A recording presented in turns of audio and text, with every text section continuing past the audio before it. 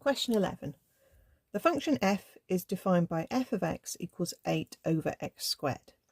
Sketch the graph of f of x.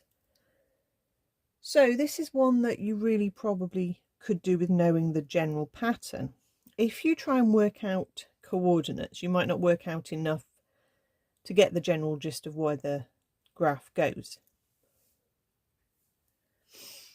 Okay, but we can try. So if, for example, x is 1, you input x being 1 and you get 8 over 1, which is 8. Okay, let's mark that there. If x is 2, 8 over 4 is going to give you 2. As you increase x then, you're going to get smaller and smaller values. Okay, so as x gets bigger, your y coordinate is going to get smaller. It's the bit in between 0 and 1 you've got to make sure you get right. If you input something like a half, 8 divided by 0.5 squared goes all the way up to 32. It whizzes right up.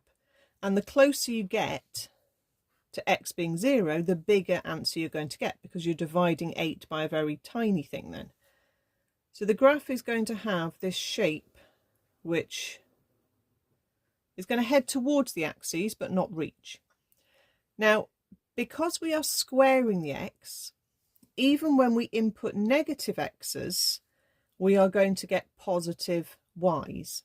Okay, so if we input -1, we're still going to get an 8. If we input -2, we're still going to get a 2, etc, etc. We're still going to basically get the same points we had. So let's try and draw it sort of symmetrically as best we can. It doesn't have to be perfectly good.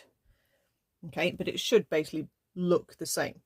And that's because you've got the x squared. If you didn't have the squared, your negative branch would be in this lower third quadrant. But because it's the x squared, it's in the first and second quadrants.